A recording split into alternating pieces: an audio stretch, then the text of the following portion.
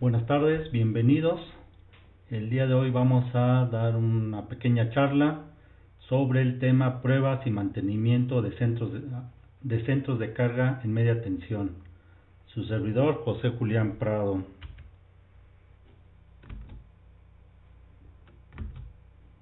Su servidor es ingeniero electricista con especialidad en sistemas eléctricos de potencia, egresado de la Escuela Superior de Ingeniería Mecánica y Eléctrica, ESIME, de la Unidad Zacatenco del Instituto Politécnico Nacional. Inicié mis actividades laborales en 1995, después de egresar del Colegio Nacional de Educación Profesional Técnica, el CONALEP, realizando pruebas de aceptación a equipo eléctrico para PEME refinación a través de constructoras como SK, Grupo Tribasa, Chilloda, Mecapeña, entre otras. Posteriormente, en octubre del 2002, inicié mi carrera empresarial realizando mi servicio social en el Poliemprende con el proyecto Cervelec. Posteriormente segmenté mi actividad empresarial con el apoyo de Fundación Proempleo Productivo AC. En septiembre del 2008 logramos una certificación ISO 9000 de la versión 2000 y renovamos en septiembre del 2011 la certificación con la versión 2008. Y en junio de este año logramos la certificación empresarial UNCE nivel 1, inherente a pruebas y mantenimiento de subestaciones, cables de energía, transformadores, tableros, líquidos y eléctricos y sistemas de tierra.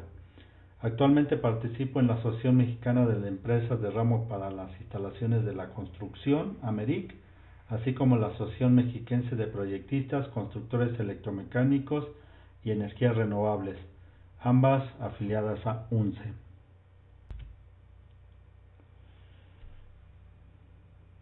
Antes de iniciar, quiero agradecer a la Unión Nacional de Constructores Electromecánicos, al ingeniero Roberto Carlos Figueroa Cerritos, presidente de la UNCE, al ingeniero Eliseo Cabanillas García, comisionado de capacitación, y a Magali Campos, directora ejecutiva, el cual organizó esta charla. Iniciamos.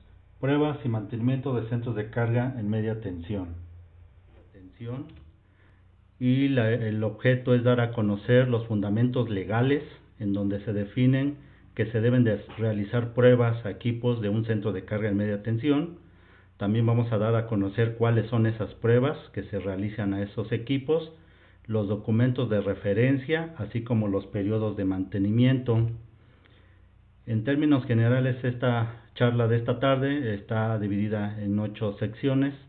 La primera es definir qué es un centro de carga, después darles un contexto desde cuándo se realizan las pruebas. El otro punto es la razón de por qué hay que probar, y luego pues cuáles son esas pruebas. Esas pruebas pues tienen unas referencias normativas que las vamos a describir. Y hacer pruebas no nada más es hacer por hacer, sino hay que tener unas consideraciones importantes. En este caso son 3 en particular que vamos a ver en ese punto, y al final del día cada cuándo hay que hacer pruebas y mantenimiento a esos equipos, ¿no? Y unas conclusiones. La primera parte, que es un centro de carga, es algo muy trivial, quizás muy sencillo, pero a veces no lo es tanto. ¿Por qué? Porque generalmente cualquier electricista a nivel mortal, diríamos en términos muy coloquiales, el centro de carga pudiera ser este dispositivo, ¿no? Un tablerito de distribución con unos interruptores termomagnéticos, ¿no? Generalmente esto es lo que se conoce en el mercado como centro de carga. Sin embargo, con la ley de la industria eléctrica, pues eso no es del todo correcto.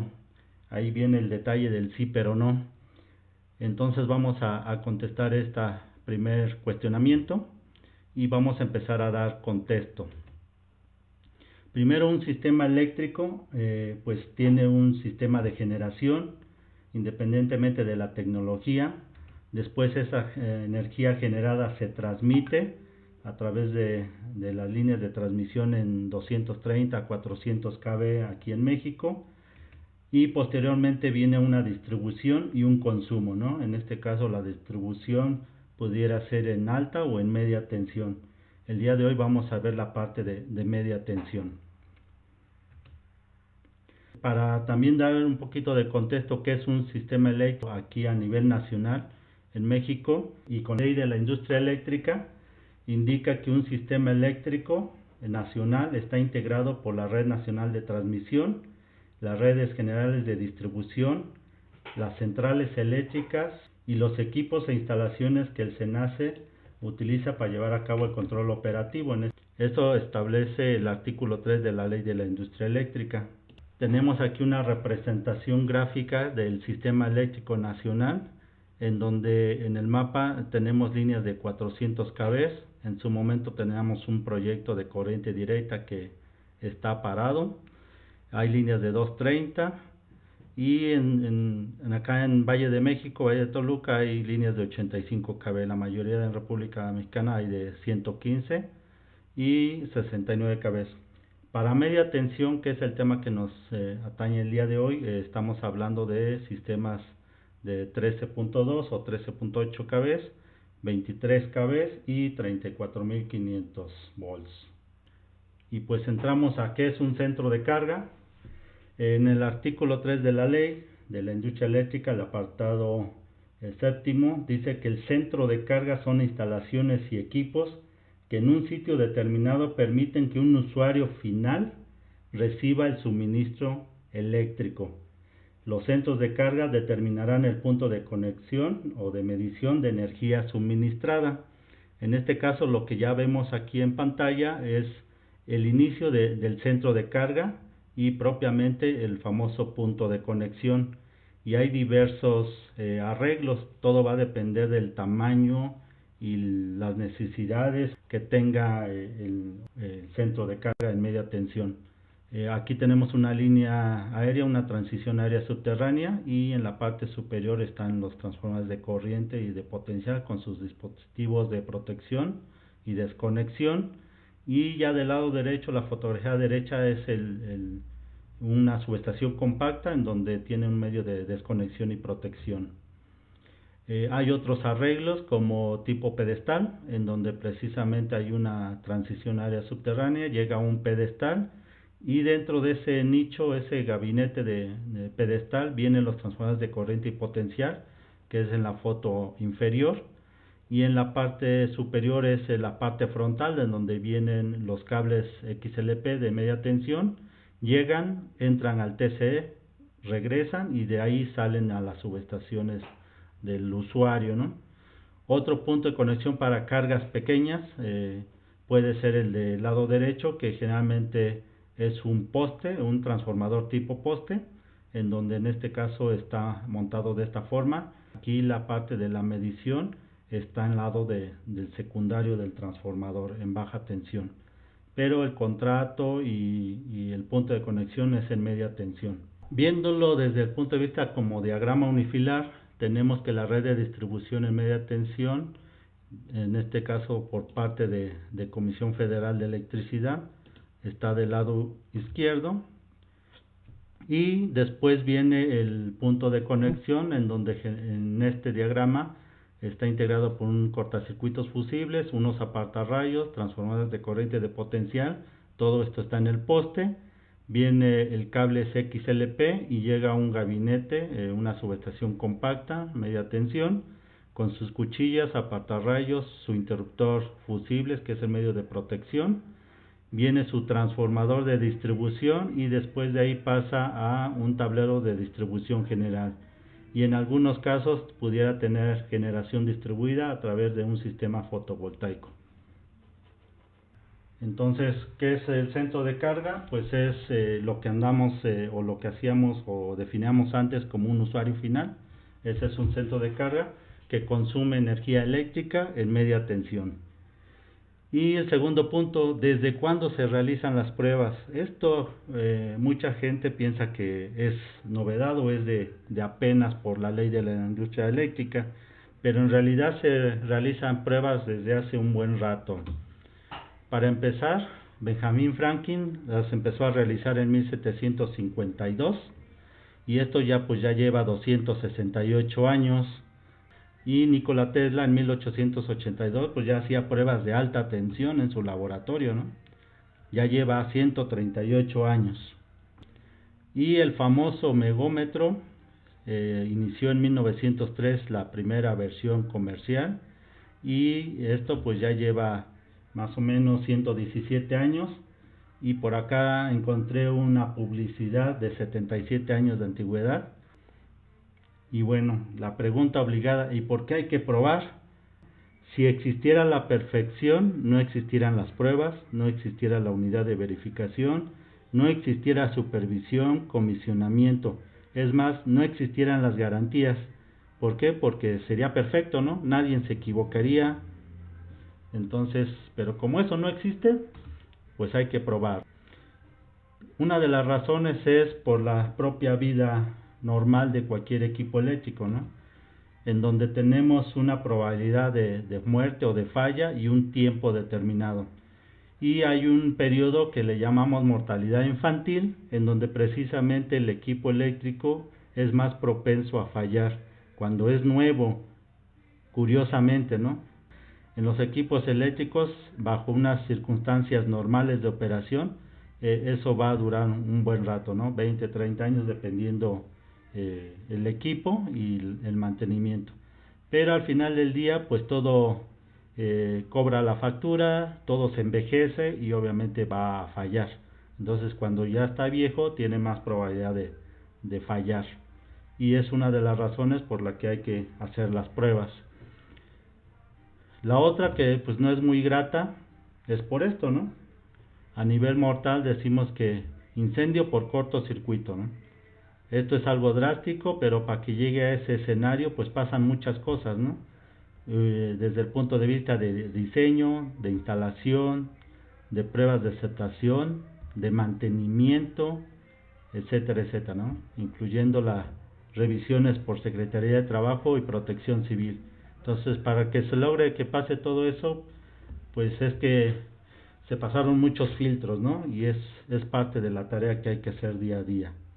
Además de los incendios, al final del día tenemos un soporte legal, que es el que vamos a ver el día de hoy. Y vamos a empezar por la norma 001 de las instalaciones eléctricas, todavía vigente.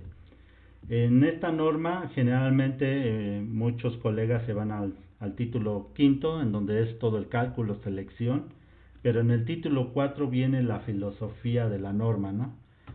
Algunos dicen que con esto se resuelve todo, pero con eso de que queda interpretación, pues es relativo, ¿no? En el título 4 hablan sobre la protección y seguridad, el diseño, la selección del equipo, la construcción y las pruebas. Lo único que no habla es sobre la actualización y el mantenimiento.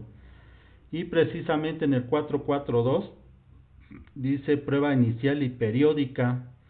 Textualmente dice: las instalaciones eléctricas deben probarse e inspeccionarse antes de ponerlas en servicio y después de cualquier modificación importante, para comprobar la adecuada ejecución de los trabajos de acuerdo a la norma NOM 001. Aquí es recomendable que las instalaciones se prueben e inspecciones periódicamente, pero más que recomendable, se deben de mantener. Y más adelante vamos a ver en dónde dice que también se deben de mantener.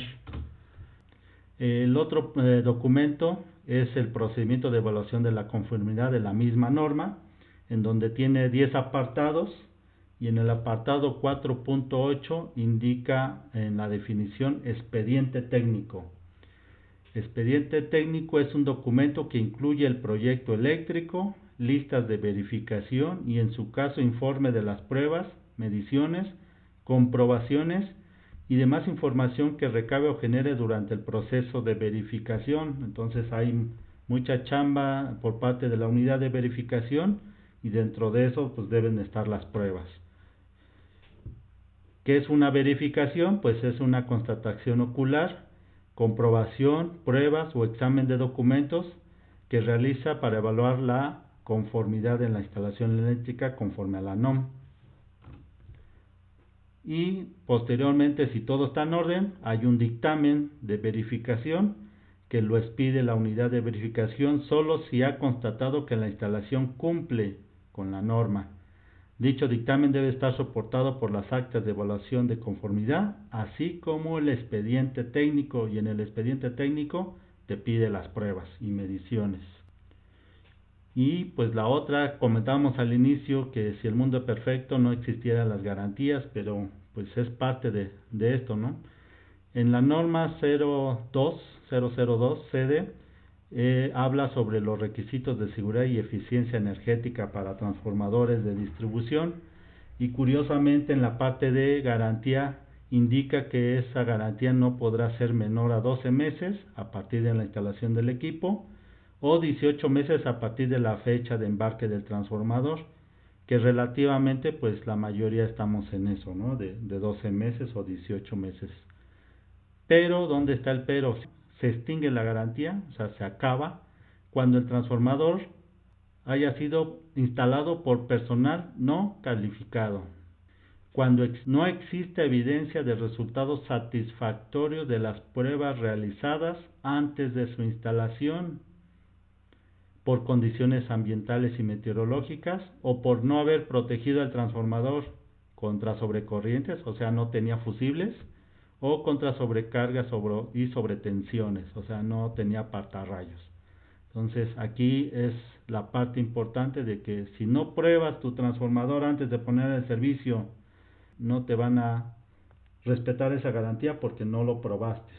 Otra razón, la resolución 151 que se emitió en el 2016 habla sobre la eficiencia, confiabilidad, calidad, sustentabilidad y continuidad del sistema eléctrico nacional, comúnmente conocido como código de red, y este código tiene muchos documentos en donde se hace importante la prelación jerárquica, en donde el que manda primero son las disposiciones generales, posteriormente eso se soporta por manuales regulatorios, en este caso hay unos manuales para los centros de carga y algunos procedimientos. Y vamos a empezar con las disposiciones generales. Vamos a ver el capítulo 2, que indica las disposiciones generales para la operación en estado operativo normal del Sistema Eléctrico Nacional, y hay un apartado que es el 4 que habla sobre los centros de carga, y hay dos criterios en particular. El 121 indica, entre otras cosas, que los equipos de los centros de carga no deben de causar disturbios. ¿A dónde? Al Sistema Eléctrico Nacional. Y el criterio de operación 122, que todos los centros de carga deben de cumplir con los límites especificados. Hay varios límites que en su momento se tocarán, ¿no? Ahí le estamos poniendo nada más el criterio. Y el capítulo 4 indica las disposiciones generales sobre conexión de los centros de carga, los famosos CONE. Hay varios, ¿no? Ahí aplicamos 5, pero hay un criterio más que lo vamos a checar que cobra mucha relevancia. El 2 y el 3 hablan sobre que debe soportar el sistema eléctrico en el centro de carga variaciones de tensión, y estas pueden ser también permanentes o temporales, hay varios criterios. El 5 sobre las protecciones junto con el 7. Entonces, si hablamos de protecciones, podemos hablar de sobrecorriente de entrada, ¿no? Y el 9, cuestiones de calidad de la energía. En caso de media tensión, pues se refiere más al desbalance de corriente.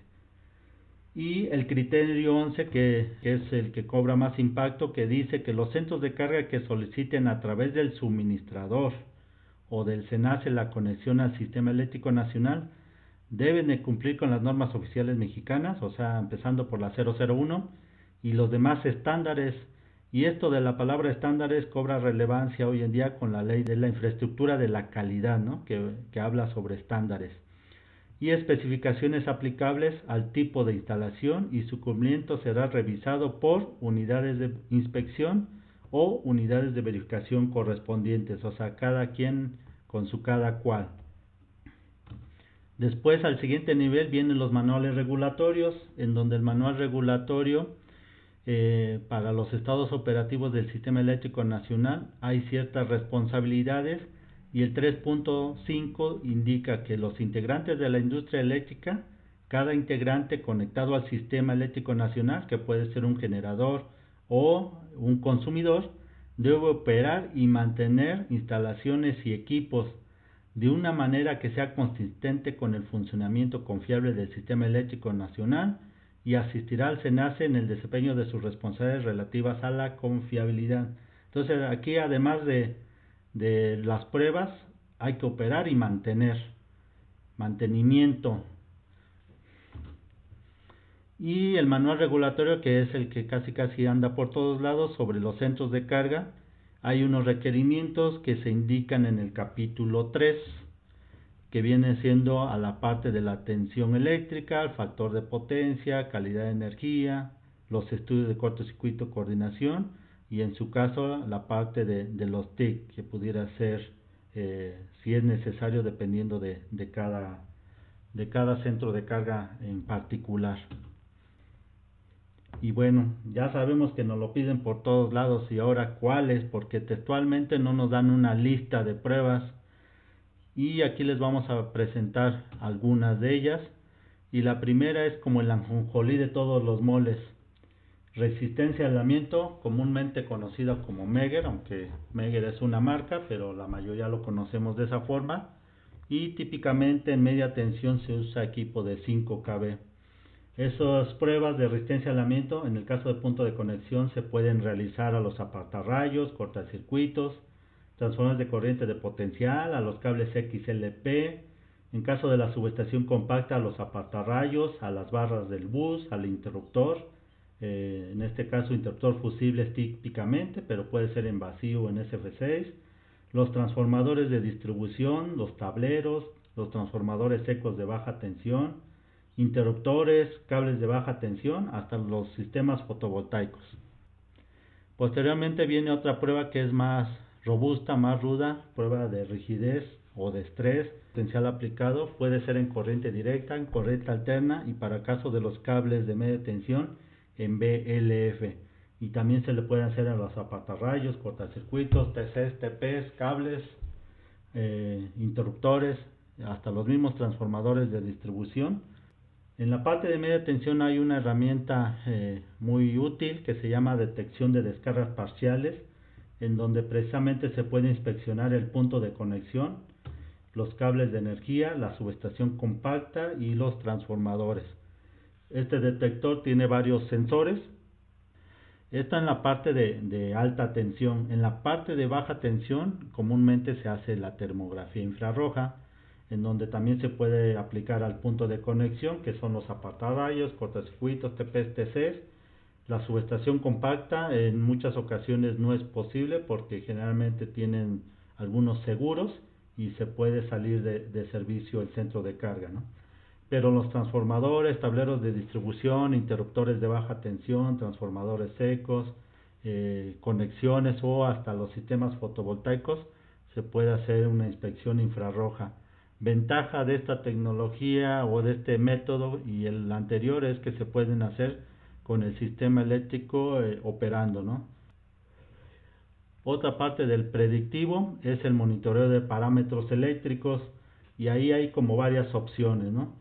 Desde el punto de vista del punto de conexión, se puede hacer estudios de calidad de la potencia en forma eventual o en forma permanente.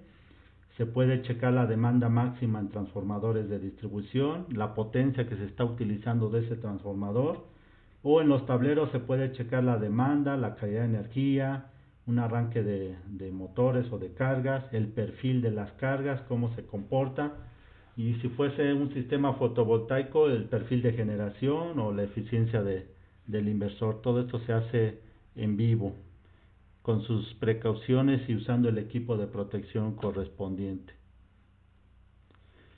Otras pruebas, resistencia óhmica, en este caso se aplican los transformadores para verificar las conexiones internas que sean eficientes y que no generen sobrecalentamiento. Y también se hace resistencia óhmica en los fusibles.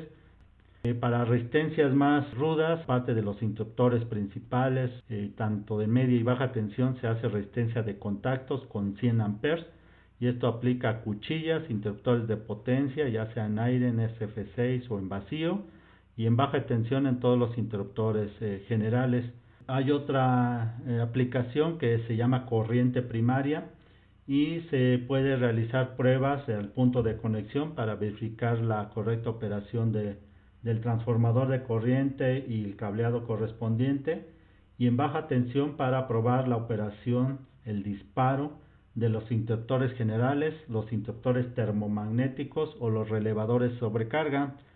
Para el caso de los transformadores hay una prueba que se llama relación de transformación, o comúnmente definido como TTR por el equipo de medición que se utiliza.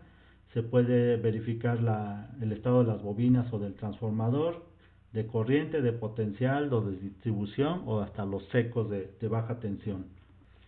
Si el transformador de distribución fuera en aceite, ahí hay tres pruebas: el análisis físico-químico, la cromatografía de gases disueltos y la detección de bifenilos policlorados. Y finalmente, en la ajonjolí de todos los moles también es el sistema de tierras. En cualquier sistema eléctrico también debe de haber un sistema de tierras, y aquí se puede checar desde los apartarrayos, cortocircuitos, TPs, TCs, que todos estén conectados a tierra, los cables, las pantallas de los cables de media tensión, los equipos que están en la subestación compacta, empezando por el gabinete, los apartarrayos, el interruptor, el transformador de distribución, los tableros, los transformadores secos, el sistema fotovoltaico también, los módulos, las cajas, los inversores. Cuando el sistema de tierra está compuesto por múltiples electrodos, no es tan sencillo probar, porque esos múltiples electrodos al final forman un solo electrodo, y hay que probarlo usando el mismo método de caída de tensión, pero teniendo la consideración de que la superficie que está haciendo contacto con el terreno, el sistema de tierras, es mucho mayor. Entonces tus cables de prueba que vas a usar pues deben de estar a una distancia mucho mayor.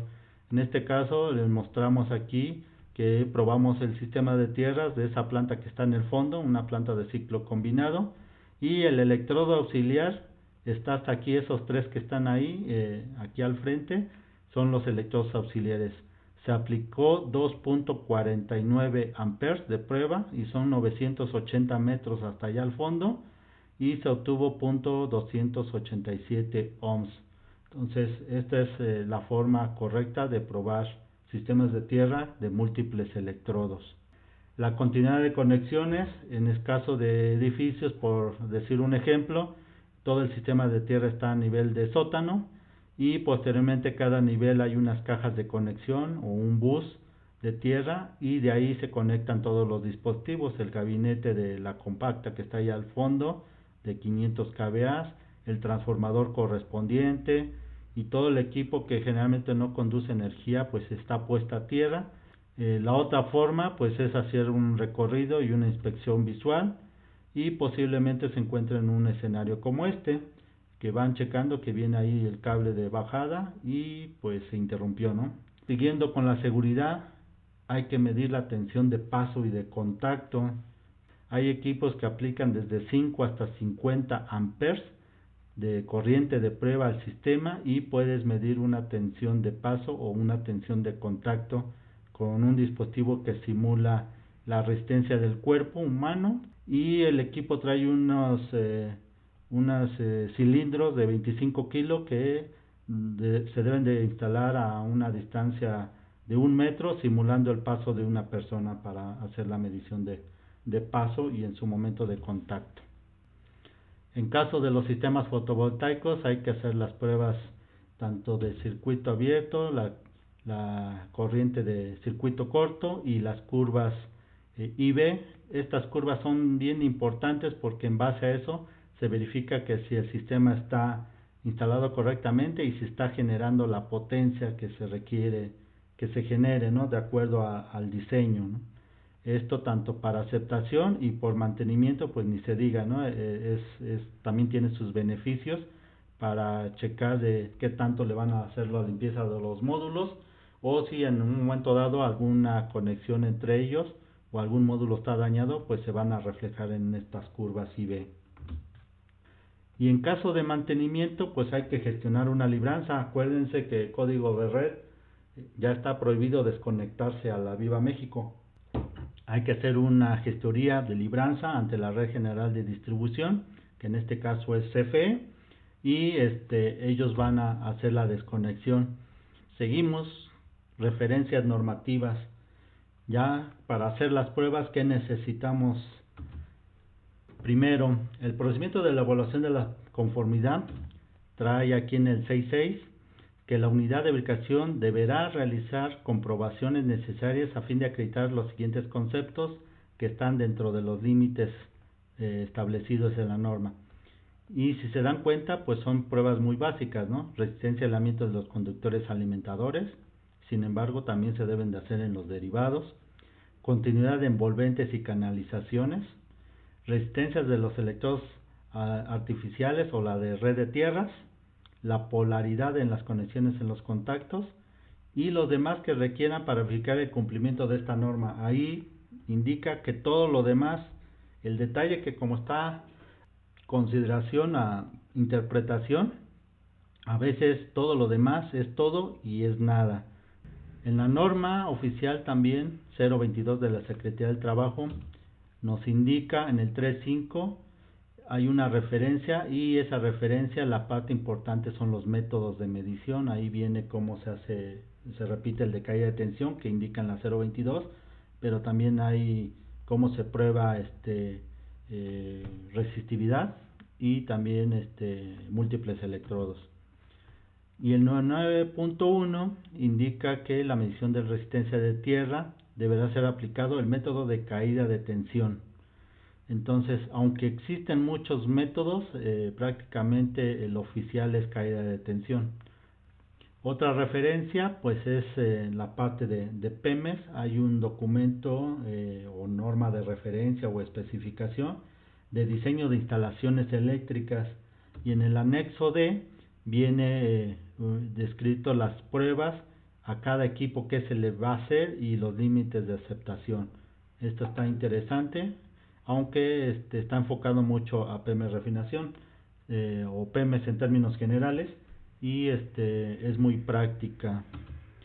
Si nos vamos a la parte de Comisión Federal, pues también tiene lo suyo. Hay un documento que le llaman el SOM 3531, que son procedimientos de pruebas en campo para equipo primario de subestaciones de distribución.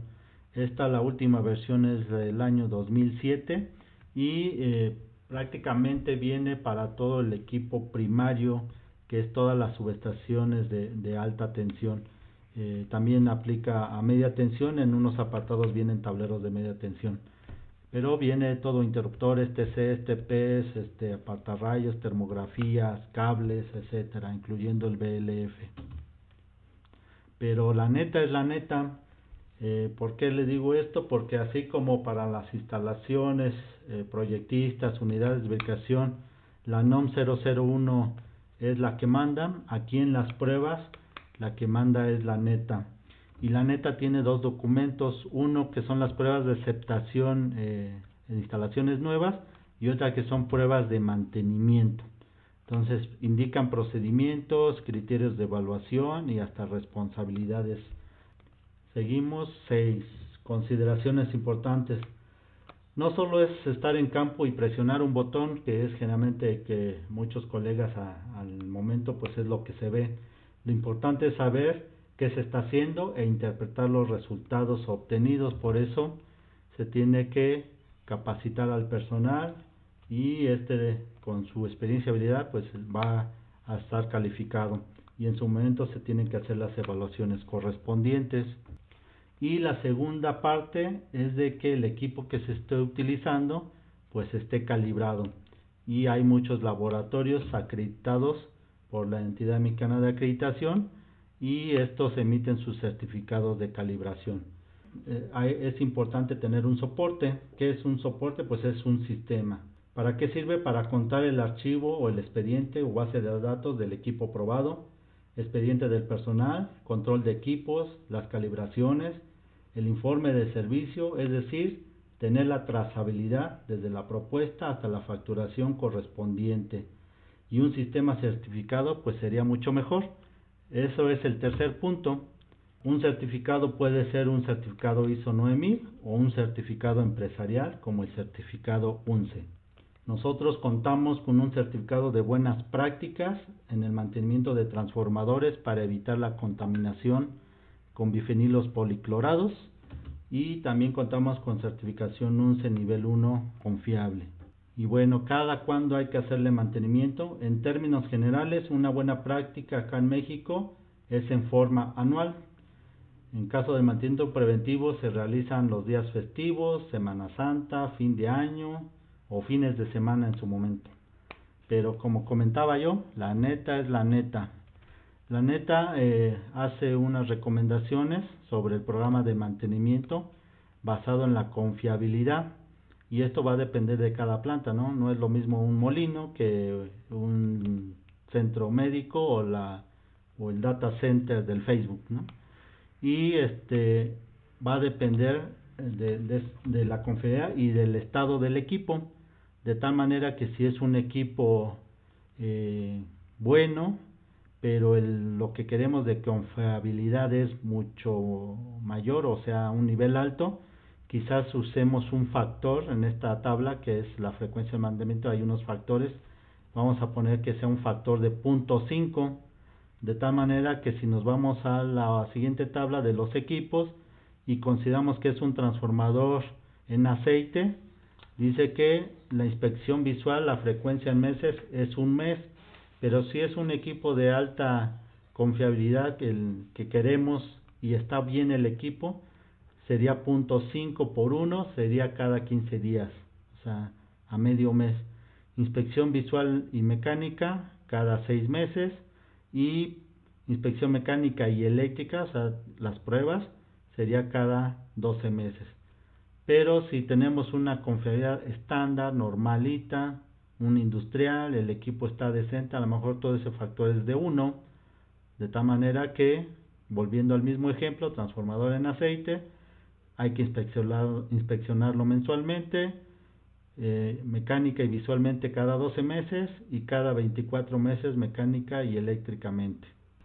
Pues ya llegamos a la parte final, que son las conclusiones.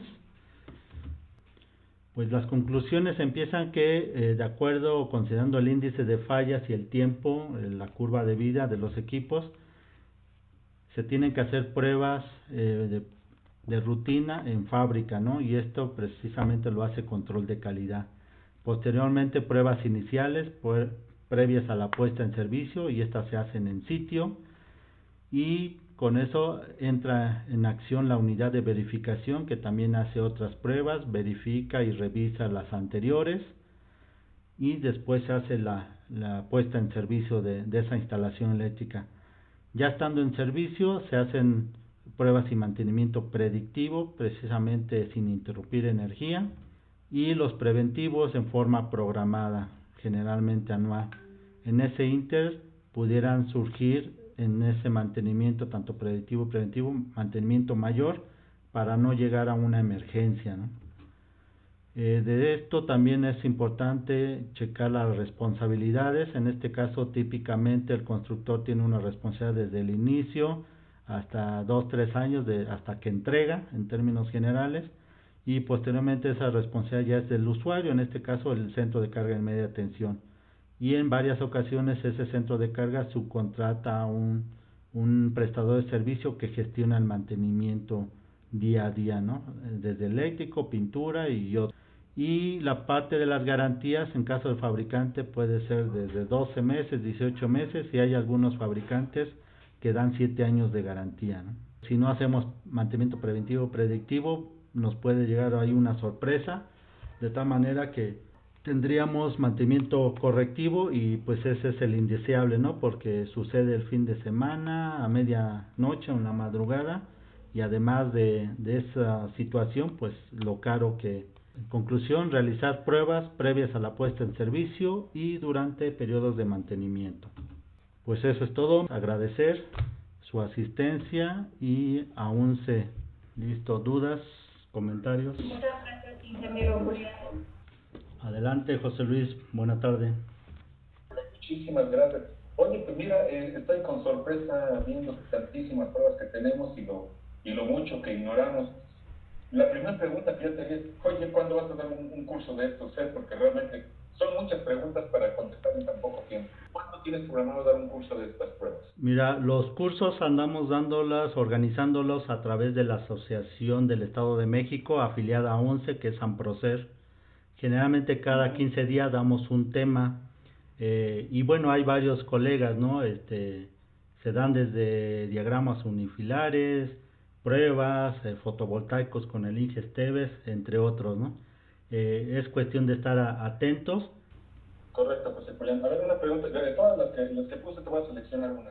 Oye, en una medición de aislamiento, el nivel de tensión de prueba que se le pone en el equipo va a depender de la tensión de utilización del circuito o de la tensión de aislamiento del conductor.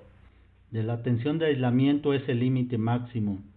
Ejemplo, para cables, los cables a nivel industrial pueden operar a 220, 440, 480, pero el nivel de aislamiento es de 1.2 kV. Entonces esos cables se prueban típicamente a 1000 volts. La otra recomendación, que ya ese es como el máximo, ¿no? Lo típico es que generalmente no sobrepase la tensión de operación. Ejemplo, si tiene 480, a lo mejor le aplican 500 volts y todavía podría estar bien. O sea, de 500 a 1000 volts sería como el límite. Si nos vamos acá en media tensión, que es el tema que hoy nos tiene en el caso, en caso de cables o sistemas, un sistema de 23 kV, no hay megómetros de 23 kV, el máximo es de 15, entonces puedes ponerle 15 kV y en su momento hay una referencia que es la neta que te recomienda 5 kV. Entonces comentaba al inicio del ajonjolí de todos los moles, las pruebas de resistencia a aislamiento, un megómetro de 5 kV es muy útil para muchas aplicaciones. Correcto, José Julián. De todas las pruebas que enlistaste, ¿cómo identificar cuáles son las que aplicarían para el código de red y cuáles no? Porque así como la NOM dice, ¿no? Y las demás pruebas que se consideren necesarias, ¿no? Bueno, como guía efectivamente no viene nada. Aquí el detalle es de la parte de la responsabilidad que dice que cada integrante de la industria eléctrica conectado al sistema eléctrico nacional debe operar y mantener sus instalaciones y equipos. Entonces ahí debe de mantener, pues no nada más es quitarle el polvo, ¿no? Sino hay que comprobar. Sobre todo ahorita estoy muy a desacuerdo con los fabricantes que siempre te ofrecen un equipo libre de mantenimiento. Ese libre de mantenimiento no existe. En realidad el mantenimiento ha evolucionado y ya no se basa a limpieza y lubricación, aunque es importante, sino se basa más a las pruebas y a las tendencias. Por eso es importante tener un sistema, una base de datos para poder tener tendencias. Y la otra es que no debes de causar disturbios a la red, que es las disposiciones generales, capítulo 2, apartado 4, el criterio de operación 121, que los equipos de los centros de carga no deben causar disturbios. Si tú te desconectas, tienes una falla, un cortocircuito, un incendio, vas a causar de una u otra forma disturbios a la red. Entonces habría que probar. También se ven las protecciones. Si hay una falla de cortocircuito, ¿cómo sabes que va a operar tu medio de protección?